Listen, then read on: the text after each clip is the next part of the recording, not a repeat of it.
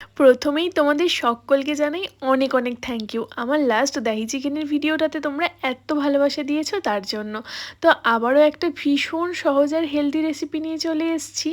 আর এটা হেলদি বলে কিন্তু একদমই টেস্টের দিক দিয়ে কোনো কম্প্রোমাইজ নেই, ভীষণ টেস্টি।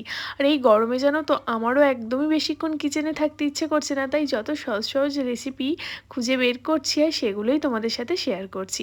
প্রথমেই চিকেনটাকে একটু নুন, লেবুর রস আর গোলমরিচ দিয়ে ম্যারিনেট করে রেখে দিয়েছি। আর তারপর গোবিন্দভোগ চাল নিয়েছি হাফ কাপের মতো, সেটাকেও জলে ধুয়ে জল ঝরাতে রেখে দিয়েছি। আর কিছু সবজি ডুমো ডুমো করে কেটে নিয়েছি আলু, গাজর, বিনস, পেঁয়াজ, কাঁচা লঙ্কা আর রসুন আর আদাটাকে একটু কুড়ে নিয়েছি। আর তারপর কড়াইয়ের মধ্যে সামান্য একটু বাটার দিয়ে দিয়েছি গোটা গরম মশলা। আর তারপর কোরানো আদা রসুনটা দিয়ে হালকা ভেজে নিয়ে দিয়ে দিয়েছি চিকেনটা যেটা ম্যারিনেট করে রেখেছিলাম, সেটাকে দিয়ে হালকা ভেজে নিয়ে দিয়ে দেব আলু আর গাজরটা। যেহেতু আলু আর গাজর সিদ্ধ হতে একটু বেশি টাইম নেয়, ওই জন্য ওটা প্রথমেই দিয়ে কিছুক্ষণ ঢাকা দিয়ে রাখবো। আর তারপর দিয়ে দেব বিনস, কাঁচা লঙ্কা আর পেঁয়াজ। স্বাদ মতো নুন দিয়ে 5-7 মিনিট মতো ঢেকে রাখবো সিদ্ধ হওয়ার জন্য।